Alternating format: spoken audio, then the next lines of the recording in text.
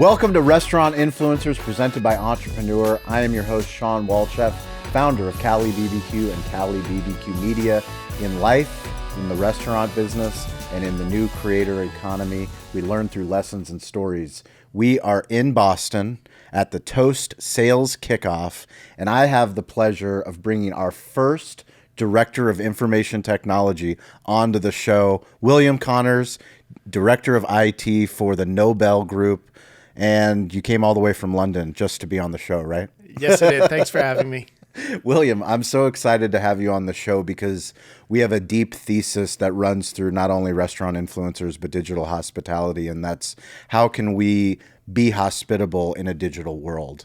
That's a reason why we believe in Toast. That's why Toast is a title sponsor of the show. That's why you and I are going to be on a customer panel tomorrow answering questions about Toast. But I'd love for you to set the stage for the audience and let us know a little bit about the Nobel Group. Well, the Nobel Group, if you've ever been to the UK and especially London, they have some very well-known brands. Angus Steakhouse, Steak and Company. We have all the restaurants in the British Portrait Museum, which is Ochre and Muro's Kitchen. We also have a casino up in Blackpool called Coral Island, and we have Alley Cat's Pizza. So when did you first start working for the group? About a year and a half ago now. Before that, I was with Popeyes and Burger King. And before that, I was with a UK chain called Oaxaca. Okay. And before we started recording, let's start with the military bases. Oh. So for those that are listening to the show, Cali Barbecue, we just made an announcement recently. We are partnering with the Navy Exchange in San Diego, 32nd Street. So we are honored to be able to serve our military. We are also honored to be able to bring Toast on base. We're going to be in a commissary, a courtyard with Panda Express, Pizza Hut, Subway, Cold Stone, and Starbucks, and then Cali Barbecue, which is the first family small business that they're bringing in to this particular 32nd Street. But for us, it's very exciting because of the technology piece. And you were a part of bringing technology onto base. Can you tell us your base technology story? Oh, yeah. Well, I mean, when I was 20 years ago doing installations, I was working across the states, working at all the different military bases. And so I'd work at Fort Knox. I'd work at all the Japanese bases, and also in South Korea, like Osan and Kusan. And they gave me a designation of what do you call it? Something 7, where you're kind of like a civilian version of colonels. So I used to call myself Colonel Connors. That's not in front of the military, of course. But it was great. You come in, you just install all the restaurant systems for the commissary. What were they on before you're bringing? At that time, it was a product called Micros 3700. Okay. And so now that product's been purchased by Oracle, and now they got Symphony. But what was it? What were you replacing? Was there a system, or you were putting in a system? Was it just a cash register? I think we replaced cash registers. That's amazing. So you were actually laying down the foundation for. Yep. That's it. That's actually a really good question, what they had before. But thinking about it now, they had the old, the ones where basically you have a static grid, and basically you press it. So they took those out. They put in their first system with touchscreens and kitchen printing, and then they kind of evolved from there. It was a great experience. When I went to the Top Gun facility in Kunsan in South Korea, we lived on the base, and there were lockers with Joker and all these fancy names and stuff, but all the guys look like physics professors, because they're not the typical good-looking guys like Tom Cruise and stuff. They're 5'8". They're very thin, and to actually fly these jet planes, and also the B-52 bombers that were going up at 45-degree angles, and so the whole place would just shake. It was pretty cool. But they're it's not like the movies. So where after the bases, when did you start working for Popeyes? Well, that's it. So as a contractor, I was doing base after base, and I was loving it like that. And then they said, "Oh, How you're." long did these installs take?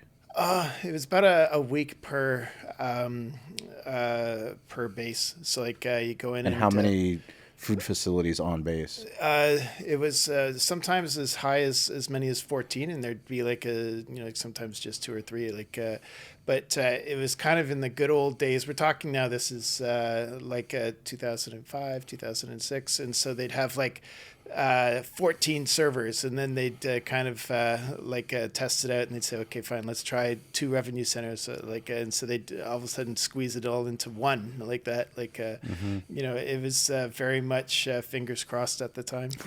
But like now everything's cloud based, and it's fantastic. I mean, that's one of the best things about Toast is you don't need to rely on a server, you don't need to rely on a master till, it just works like that, which is great.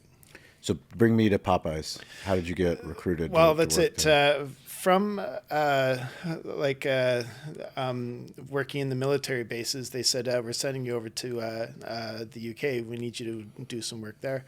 And so I thought I was coming over for a week, and basically What year was that? That was I guess 2004, I guess, like that. And you've been there ever since? Pretty much. I did a couple of years in the Caribbean contracting, I got called away from the UK and then worked in the Caribbean, then went back. And then 2009, basically the economy just stopped for the entire world. And they said, go home. I'm like, well, what do you want me to do at home like that? And that's it.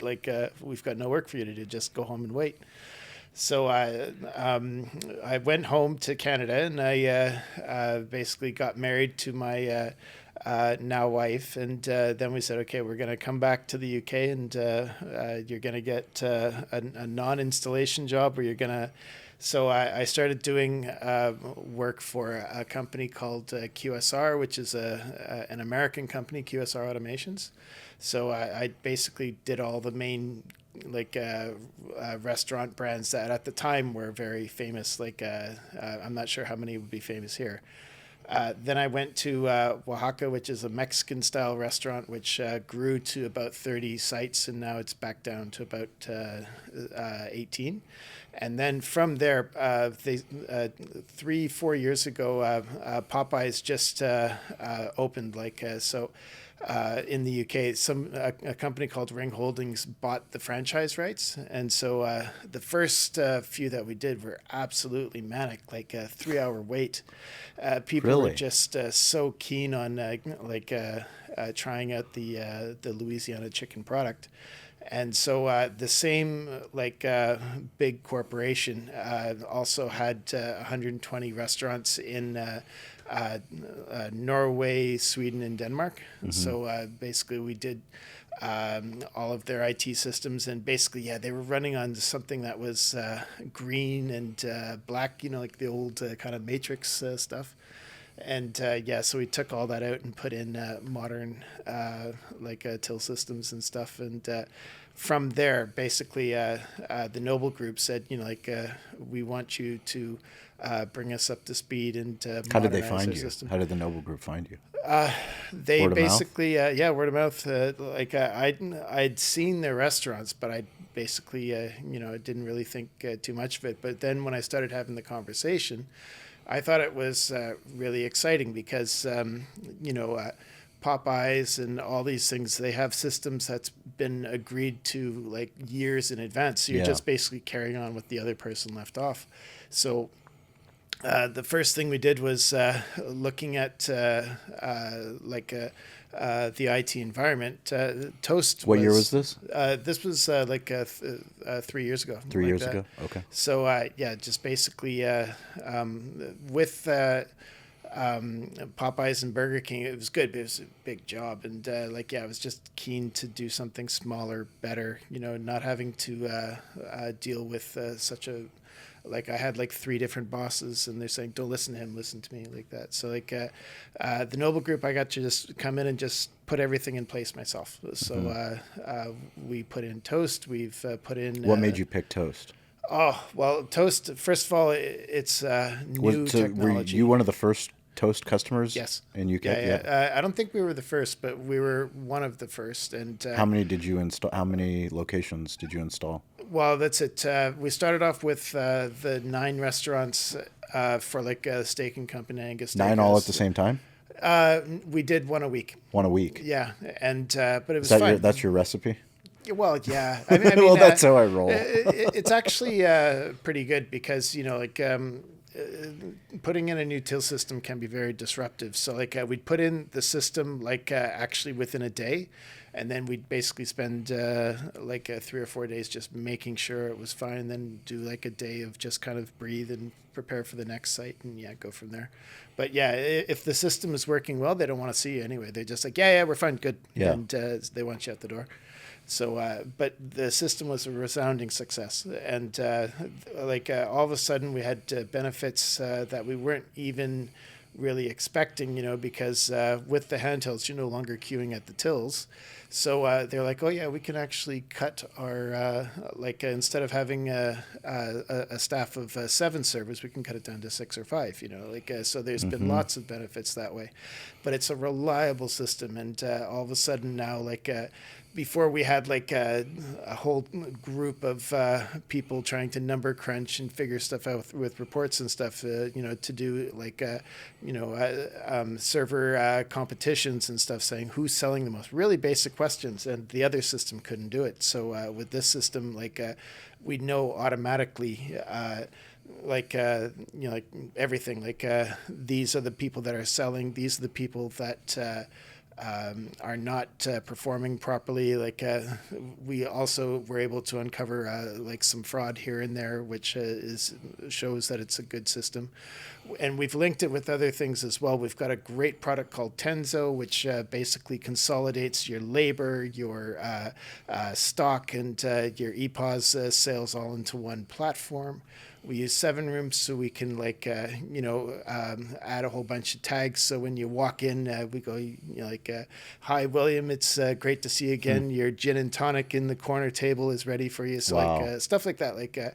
I really think that restaurants are becoming more and more competitive because it's a bit of a tough market. But the thing is everyone is going to be better in the long run because with the competition, everyone ups their game quite a bit. Can you talk about the experience of working with the Toast team, the team in London? Yeah, fantastic. It's funny because in the past with my different roles, there's so many times I've heard people say all till companies are terrible, because there's kind of an animosity with your till provider because they're they always let you down. They never deliver what they promise and stuff. And all of a sudden, Toast comes in and polite and very attentive and stuff, support. You get people calling on the third ring and they actually fix your problem. You're not shuffled from department to department or wait for a call back. I was telling somebody just the other day, another system that we worked with, when you had a problem, the recording would say, "Please have your credit card ready." And it's just oh, that's no wonder there's animosity. But Toast, categorically, absolutely, it's a good product. It's reliable, and but the people behind it, they take special efforts. They want to find out ways to improve your business, but also too, they hold events where you can get together with other Toast users and also other products that link into Toast, like HR systems and the Rhoda and CRM and stuff, and you can feel a passion building in the room because everybody wants to do a good job. Everybody wants to modernize and run a successful business, but I think Toast, especially in the UK, they're riding a wave of positivity, and also too, their product is outperforming what's been in place for 15 years. How many restaurants total in the group? I'd say about 18. Eight. We also have another product that we haven't yet put in toast, but we're putting in very shortly called Chatamate. So we've got a few in the States. We've got one in San Francisco, one in Miami. We have one in Toronto, which is in Canada, and they're opening up one in Atlanta. And those are all live on Toast? Well, that's it. The first installation is going to be with San Francisco in about 6 weeks. And you'll be there?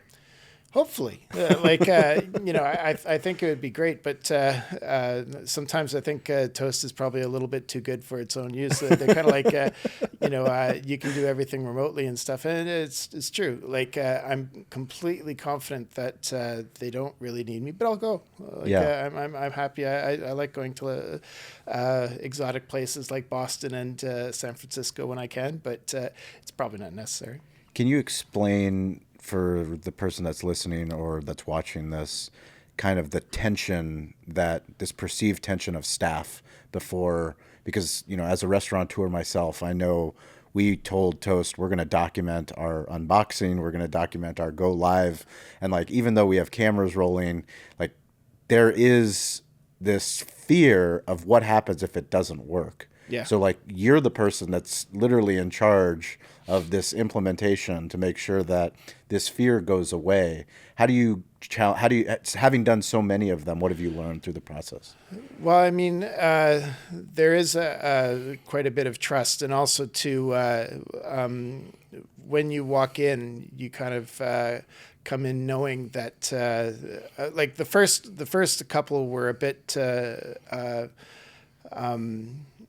It was a bit of a challenge because operators don't like change, because oh God, I got to learn a new system. And it's just it's extra work and it's extra stress but once everything went into place, they're wow, this is pretty good. And especially when they get the handhelds, they're oh, so you mean I don't need to have a separate PDQ? And it's no, just do the one device. Oh, I don't need to go to the till like that. And they were doing other things too, where we had bad processes. So every time that you made a void, you'd have to open up your computer and type the void in Excel and keep a copy of the thing. Wow. And literally, even myself, I'm being a little bit diplomatic with the ops because I don't want to, tread on their territory and stuff. But I'm what exactly? Why are you doing all this? You know? And they're well, it's because we always did it. And it's just just run a report. And the same thing. They said, well, how do I make sure that my credit cards are balancing? I go, well, it's an integrated system. It's all in one. You just run the one report. That's it. With every step, you kind of saw the positivity grow more and more. Saying, oh yeah, this is actually pretty good. Did the locations have KDSs, kitchen display screens? Yes. They before No. Toast, so No. they went from printed tickets to a KDS. Yeah, and the thing is actually that was a bit of a struggle the first time because they're old school. A lot of these guys have been doing the same job for 20 years and stuff. So we actually had it so you bump the item from the KDS and a chit would print, and so you're supposed to put the prepared dish with the chit next to it so the server knows which one is which and they take it to the table. So the guy bump, and he'd bump everything off and he'd take the thing and he'd start arranging the paper. And I was kind of like Stop it. Yeah, that's it. I said, look, trust the system, it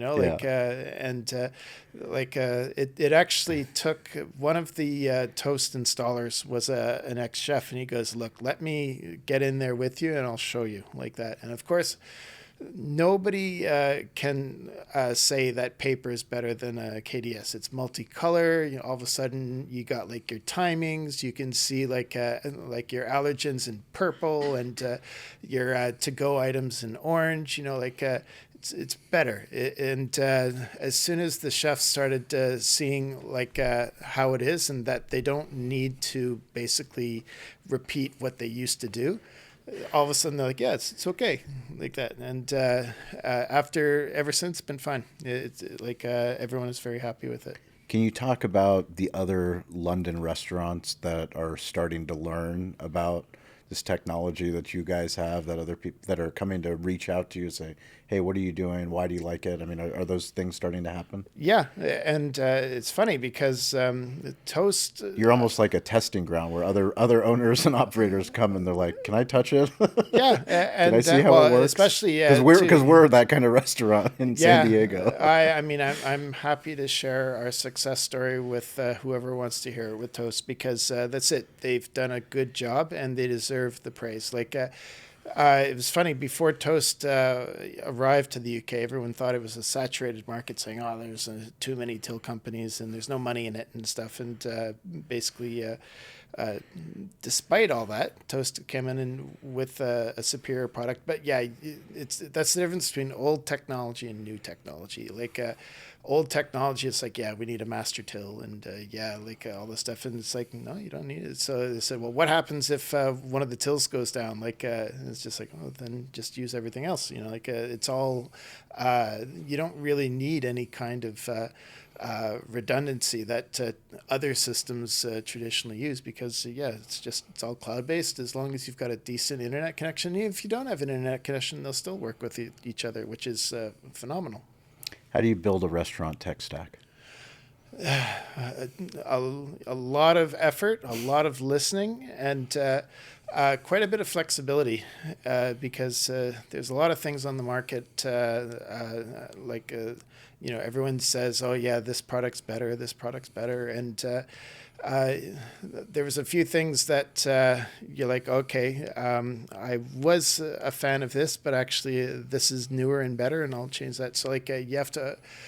What I've done is I've actually mapped out on a big board how every like a system, like IT or otherwise, communicates with each other. Cool. So basically, we use another. Is that on a whiteboard?